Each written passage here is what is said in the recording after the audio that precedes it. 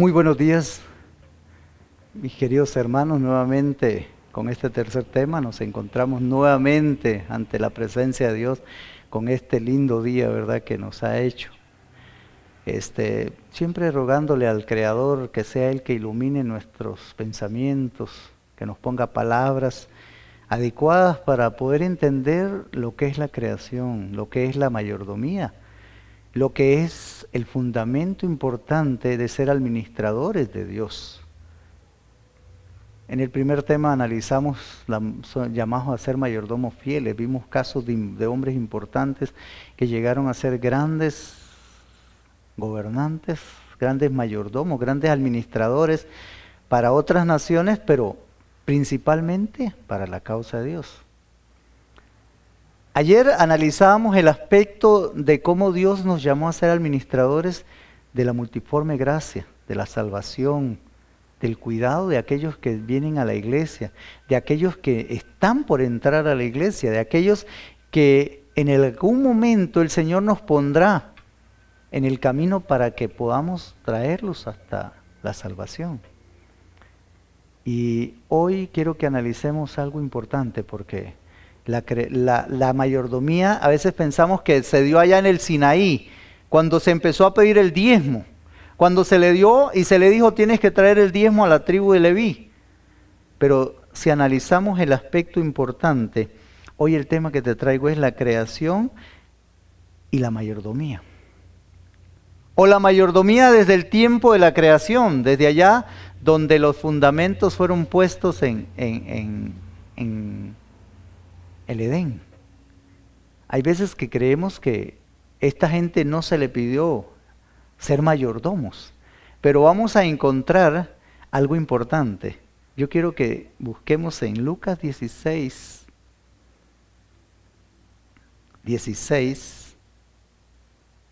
2 y 1. Entonces le llamó y le dijo: ¿qué es esto que oigo acerca de ti? Da cuenta de tu mayordomía, porque ya no podrás ser mayordomo. Ojo, qué interesante, ¿verdad? ¿Se puede perder la mayordomía? ¿Se puede perder la administración? Si tú trabajas para una empresa y de pronto ven que la llevaste a la bancarrota, que está en rojo las cuentas, que no hay dinero, lo primero que te hacen es una auditoría y te empiezan a investigar, y si resultaste un fraude, si resultaste un mal administrador, te despiden, y a veces si no, te echan a la cárcel. Nuestros primeros padres fueron administradores de los bienes de Dios. Él los crea y los pone como gobernantes de la tierra. Los pone como personas que iban a administrar el planeta. Quiero que analicemos Génesis 1, capítulo 26 y 27. Mira lo que dice ahí. Entonces dijo Dios: hagamos al hombre a nuestra imagen y conforme a nuestra semejanza, y señoreen en los peces del mar, y en las aves de los cielos, y en las bestias de la tierra, y en todo animal que se arrastra sobre la tierra. Mira lo que dice el otro texto. Y creó Dios al hombre a su imagen y semejanza, lo creó varón y hembra los creó. Y mira lo que dice el otro. Y los bendijo Dios y les dijo: fructificad y multiplicaos, llenad la tierra, la palabra, sojuzgadla, y señoreen en los peces del mar, y en las aves de los cielos, y en las bestias que se mueven sobre la tierra. ¿Qué cargo tenía Adán y Eva? ¿Cuál era el propósito de ponerlo sobre el planeta a esta pareja?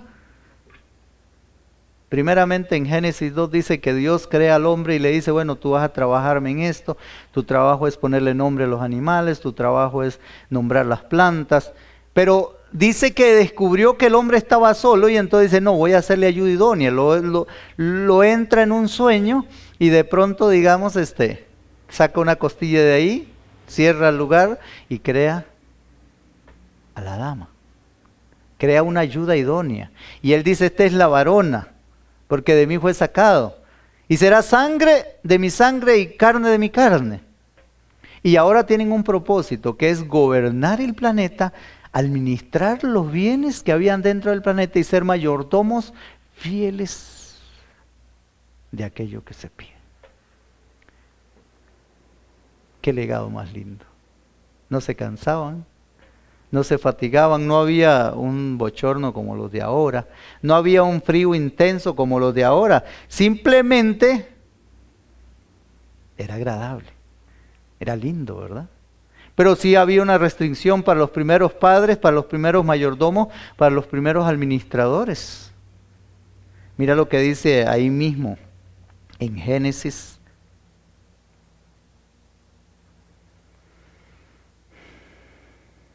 2, dice que le dijo del árbol de la vida, Génesis 2:16, no lo tocarás, porque el día que de él comieres ciertamente morirás.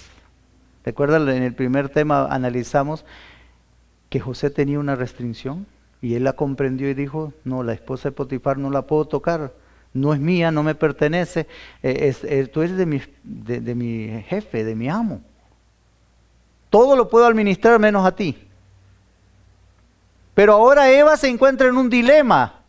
Dios les había dicho, de todo árbol podréis comer, menos de este árbol, de la ciencia del bien y el mal. Del día que de él comieres morirás. Analizo un aspecto. Por lo menos David, cuando vio a la esposa de Urías bañándose allá en el patio, ¿sabía él que no le correspondía administrar a esa mujer? Y hay veces que analizamos y pensamos correctamente, pero la carne es débil y a veces nos dejamos llevar como Eva o como David, que administraron y tocaron un producto que no les correspondía, se metieron en aspectos que no debían. Hay veces que el hombre empieza a pensar y a meditar en la mayordomía y dice, no, esto yo lo puedo hacer, si Dios no necesita, ¿para qué quiere mi diezmo? ¿Para qué quiere mis ofrendas? ¿Para qué quiere mi dinero si Él tiene mucho? Y en eso sí tienen el concepto muy claro, por lo menos ahí en Salmos 24:1, dice, mía es la tierra y su plenitud. Y lo tienen bien claro. Salmo 58 dice, míos son los animales del campo, mía es todo lo que hay en el planeta, y si tuviera hambre no te lo pediría a ti. Ellos lo tienen bien claro, ellos dicen, Dios es rico. Ageo decía, mía es la plata y mía es el oro. ¿Y lo es o no lo es? ¿De quién es el planeta? ¿Quién es el creador de este vasto mundo, del universo? ¿No es nuestro Dios? Simplemente, al igual que nuestros padres, somos administradores. Venimos sobre este planeta para administrar. Yo me recuerdo cuando niño, había un hombre que tenía una finca muy grande. Y un ministro que llegó y le dijo, mira, ¿de quién es esto? Y él dijo, mío. No comprendió lo que le quería decir el ministro y le dijo, mira, ¿y si tú mueres, de quién será? Bueno, de mi hijo. Y entonces todavía seguía insistiendo el ministro y le dice, ¿y si muere tu hijo? Bueno, de mi nieto. Y le dijo, ¿y si muere tu nieto? Y se lo fue llevando hasta que el hombre comprendió. A final de cuentas, todo lo que tengo es de Dios. Yo simplemente soy un administrador de los bienes, de las facultades, del tiempo, de la misión, de todo lo que Dios me comisionó, talentos y dones y capacidades. Nada es mío. El sabio Salomón comprendió esto cuando escribió el libro de Eclesiastés y decía muy claramente, desnudos salimos del vientre de mi madre y desnudo volveremos al polvo, porque polvo eres y a polvo volverás. Yo pienso que el concepto es claro. Nosotros no nos llevamos mucho. Grandes hombres como los faraones, Tutankamón fue uno que su tumba fue encontrada intacta, no había sido violada, no había sido alterada. No se habían metido a robar. Los saqueadores no pudieron encontrarla. Cuando la encuentran, encontraron todos los tesoros de este rey. Porque ellos pensaban que después de esta vida se iba a la otra vida y con todos los tesoros, pero eran mentiras. Nada nos llevamos. Lo único que nos vamos a llevar es el carácter. Lo único que vamos a llevar es aquello que hicimos por Dios. Si fuimos buenos administradores. Porque de otra manera no nos va a servir de mucho, ¿verdad? Mira lo que dice 1 Corintios 4:2.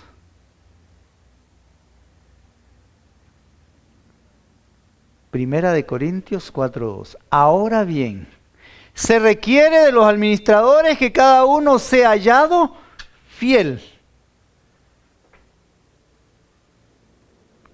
¿Será que Adán y Eva no fueron hallados fieles?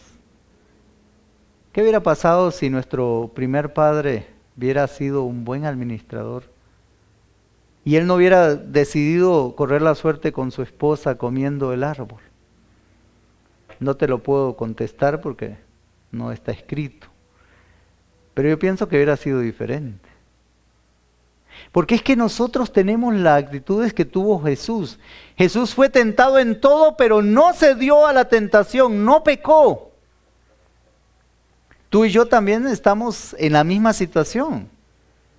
Podemos ser tentados a ser malos administradores, a no ser fieles en nuestro tiempo. Sabes, cuando analizamos estos aspectos, yo le decía a una de las iglesias que visito, y cuando les hablaba les decía, bueno, ¿por qué es que somos tan infieles al venir a los cultos?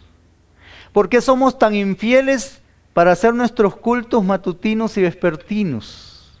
¿Por qué somos tan infieles en el tiempo que le corresponde a Dios? Dedicar la primera hora del día a nuestro Dios, a la meditación, a la oración, a estudiar, al año bíblico, a buscar, leer, ya sea el espíritu de profecía, ya sea cualquier libro espiritual que te ayude a elevarte a Dios.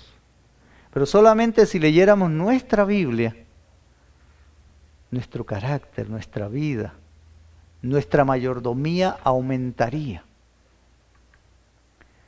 Porque mira lo que perdieron nuestros primeros padres. Cuando Satanás los vence, automáticamente el poder pasa a manos de Satanás.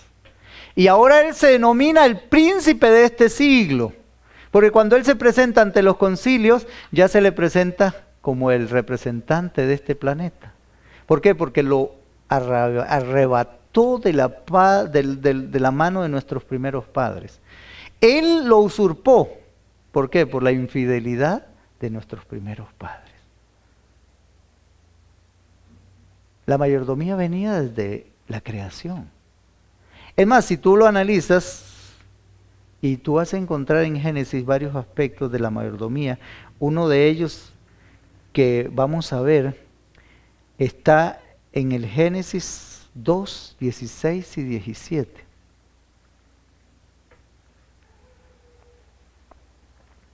Mira lo que dice, y mandó Jehová Dios al hombre diciendo, de todo árbol del huerto podrás comer, mas del árbol de la ciencia del bien y del mal no comerás, porque el día que de él comieres, ciertamente morirás. Ahí está el primer concepto de mayordomía. Todo es de Dios, pero Él te pide la 10ª parte.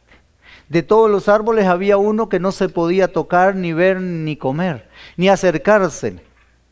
Si tú ves, es el mismo principio de la mayordomía. Te doy 100 y me devuelves 10. Hay veces que la gente dice, es que si doy el diezmo me quedaré pobre, no tendré con qué comer. Ayer mi esposa me preguntaba, ¿cuánto tengo que devolver de 200 millones? Si el Señor te diera 200 millones, ¿cuánto le tendrías que devolver? 20 millones. ¿Cuánto te quedaría a ti?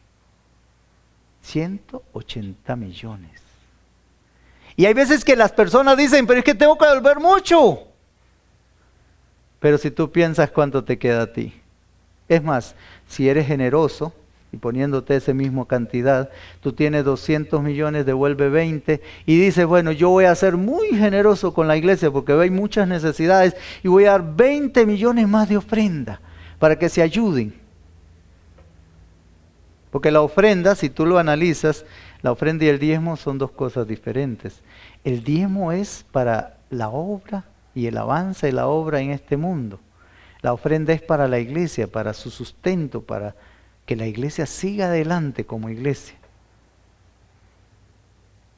Y me llama mucho la atención porque tú darías 40 millones, pero todavía te quedan 160 millones para que tú los administres. Pero a veces cuando vemos el concepto todavía que dimos 20 de diezmo y 20 de ofrenda y nos quedan 160, todavía hay otra responsabilidad más grande, que era la que comprendió Zaqueo. Él dijo, de todos mis bienes la mitad haré a los pobres. Y si a alguien le he ofendido, le he defraudado, entonces yo voy a pagarle 4 veces más lo que le he quitado. Comprendía Zaqueo que con su dinero todavía, aunque diera ofrendas, aunque diera diezmo, había otra responsabilidad, que eran los pobres, los huérfanos, los necesitados. Aquellos que estaban ahí y que los puso Dios para que yo cuidara de ellos como administrador. ¿Te das cuenta?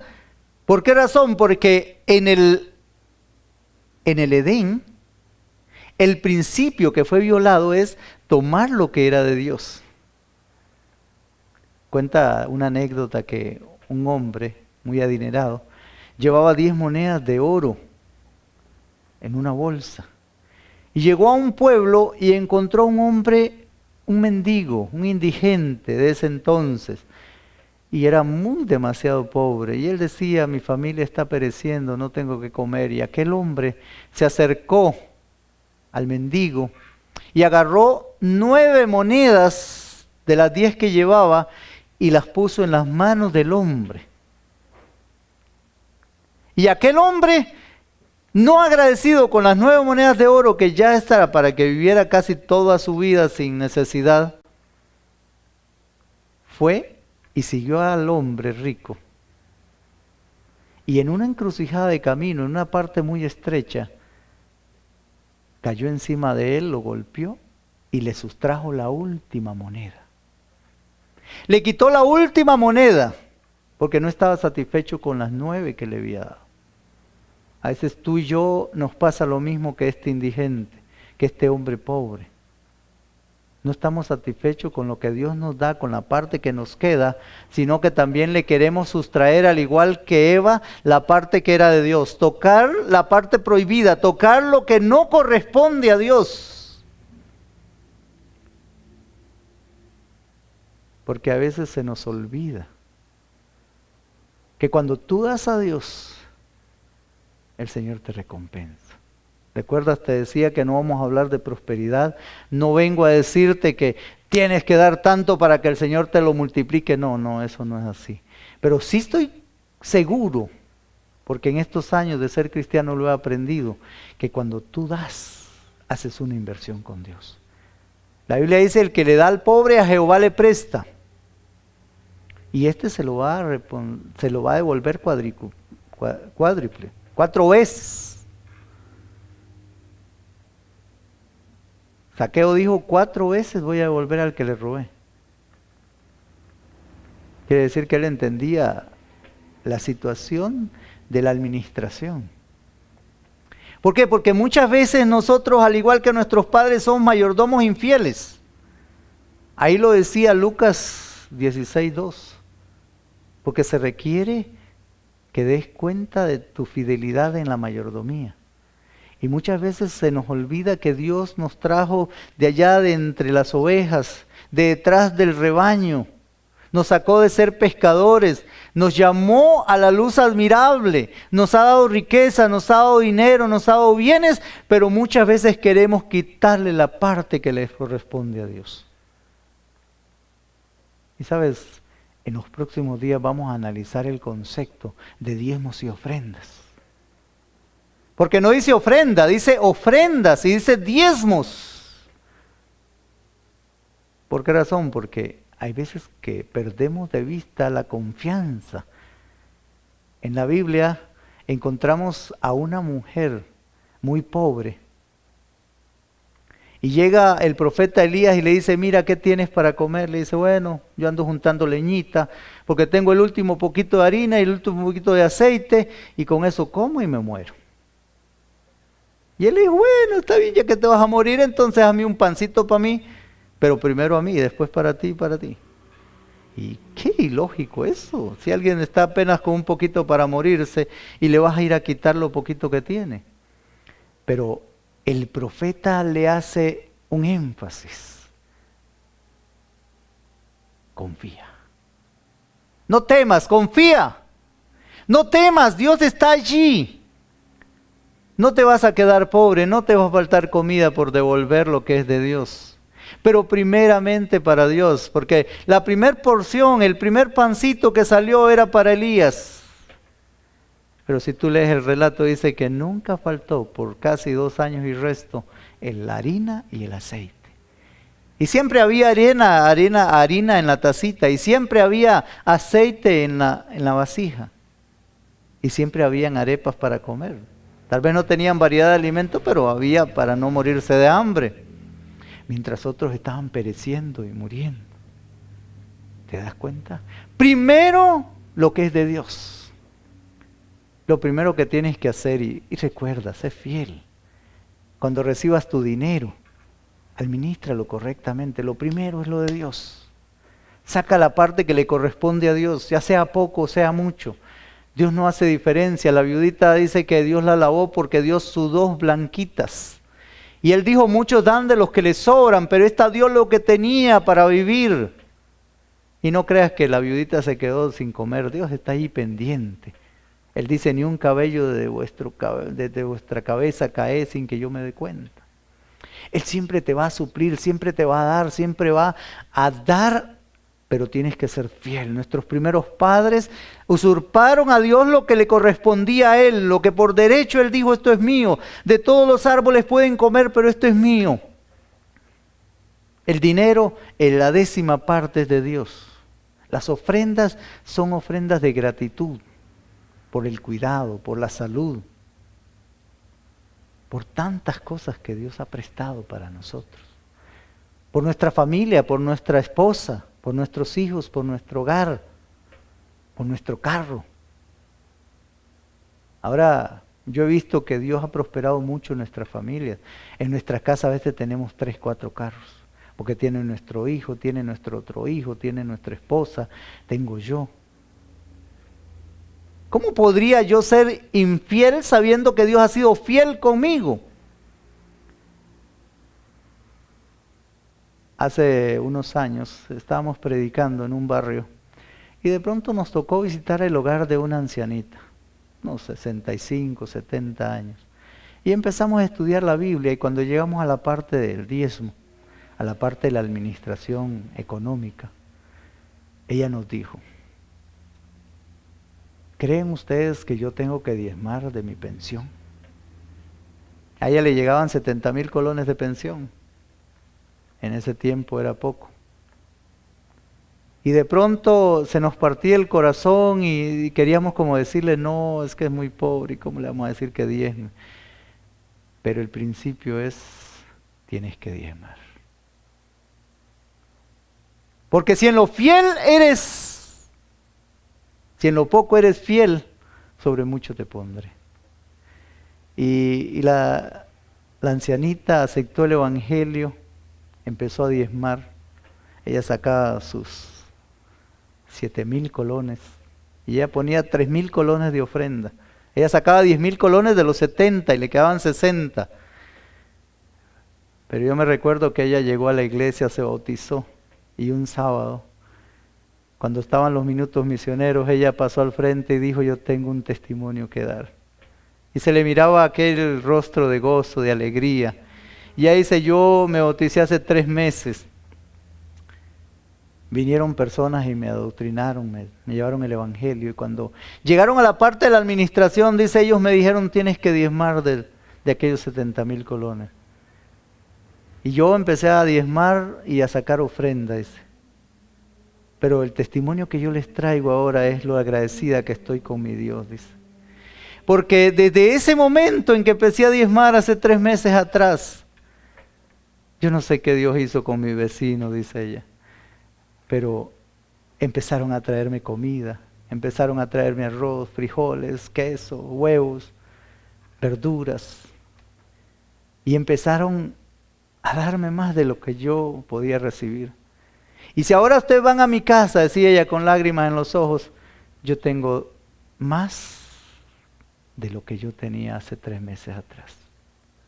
Porque he comprendido una cosa, decía ella, que cuando yo he sido fiel a Dios, Dios va a ser fiel conmigo. Porque muchos me decían, te vas a morir de hambre. Porque muchos me decían, eres tonta, ¿cómo le vas a dar de comer a otros que son sinvergüenzas? No, hermanos, es porque la fidelidad al llamado a ser mayordomos, eso comenzó desde el Edén. Y si tú lo analizas, la fidelidad nunca ha bajado su norma. La calidad de fidelidad siempre sigue siendo la misma delante de Dios. Ni desde el Edén, ni a través de la historia del Antiguo Testamento, ni hasta llegar al Nuevo Testamento y a nuestro tiempo, Dios ha bajado la norma de fidelidad. Siempre sigue siendo la misma. El dinero es un factor determinante para la predicación del Evangelio. El dinero es un factor determinante para expandir el Evangelio a otras personas, a otros, en otros países, en otros continentes que todavía no ha llegado. Lo que pasa es que a veces perdemos de vista lo más importante, que es la preparación, que es el estar ahí. Hay veces que sería bueno ir y visitar estas zonas marginales, las zonas pobres, las zonas que casi nadie llega, que no tienen acceso. Por eso muchos de los que han viajado a otros países como África, este continente que es muy pobre, cuando vienen de allá vienen totalmente compactados, vienen con el espíritu constreñido, porque ven ahí la necesidad, la pobreza, y ahí se dan cuenta que el dinero hace falta, y ahí se dan cuenta que el ser generosos con Dios, que la fidelidad hacia la parte que corresponde a Dios es lo más importante. Entonces, ahora quiero que vayas comprendiendo que la mayordomía no comenzó allá con el pueblo de Israel. La mayordomía comenzó desde la creación, desde nuestros primeros padres, pero hemos continuado en el mismo proceso. Si eres fiel en lo poco, sobre mucho te voy a poner. Yo te quiero invitar a que tú propongas en tu corazón el ser dadivoso, el ser generoso, el acercarte al Cristo. Él va a premiar el esfuerzo que tú hagas. Quiero invitarte a orar. Inclinemos nuestro rostro. Bendito y buen Dios. Gracias, Señor, por todos los bienes que nos has regalado, por todos los bienes materiales que nos has dado, y porque, Señor, hemos comprobado que has sobreabundado sobre nosotros. Que tú has abierto las ventanas de los cielos, porque la mayoría de nosotros hace 25, 30 años no teníamos nada. Pero ahora, Señor, somos ricos. No tanto en riquezas materiales, sino en riquezas espirituales. Porque hemos conocido una salvación tan grande. Porque hemos conocido un Dios grande y poderoso. Porque tu misericordia, Señor, sobrepasa todo el entendimiento. Gracias. Gracias, Señor. Ayúdanos a administrar todo lo que nos has dado, todo lo que ha venido a nuestra mano, para ser, Señor, buenos mayordomos, buenos administradores de la salvación, y que podamos hacer la obra que nos has encomendado. Gracias por todo en Cristo Jesús. Amén. Que el Señor te bendiga y te esperamos el día de mañana.